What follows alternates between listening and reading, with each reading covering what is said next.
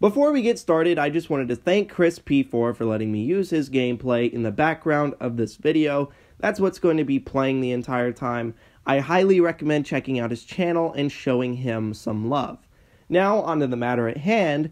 Obi-Wan is kinda weak in Star Wars Battlefront 2 right now, but that can be changed with just one simple fix to just one of his abilities. That change, aside from fixing the basic bugs such as his inconsistency with lightsaber blocking and his force push not letting you charge it half the time, would be making it so his mind trick takes enemies out of abilities they're currently in and making it completely shut off Boba Fett's jetpack.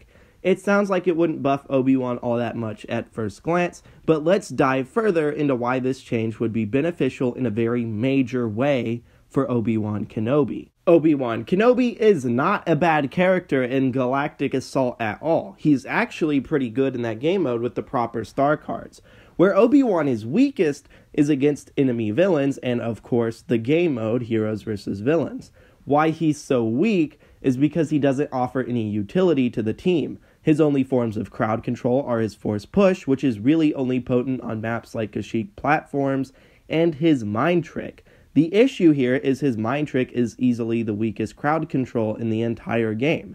It's supposed to be a silence, which in other games both stops enemies from using abilities and cancels whatever ability they're using at the moment, the latter of which being the most potent use for the crowd control. Surprise, surprise, Obi-Wan is missing out on this aspect of the silence completely, and it hinders the use of his ability. Since his mind trick only lasts a little over a second and Obi-Wan is a close-ranged hero, Obi-Wan can't do any significant damage to enemies that he mind tricks. By the time he swings a couple of times, the enemy will have completely regained the use of their abilities and be able to defend themselves against Kenobi using their much stronger forms of crowd control.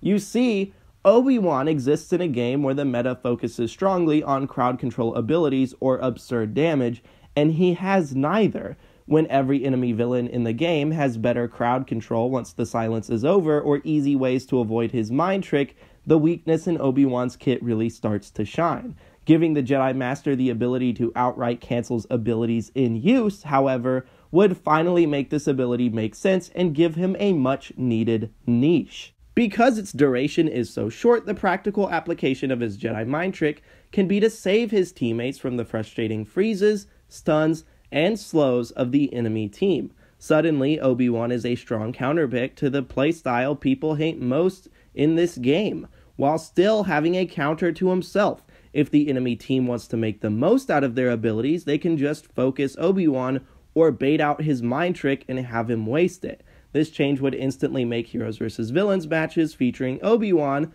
which will literally be all of them until the end of time now that he's finally in the game and has a hello there emote, a lot more interesting because suddenly there are mind tricks to each encounter and teams have to outsmart the other team to gain the win. Also, there's no reason why Boba Fett's jetpack shouldn't be shut off by the mind trick.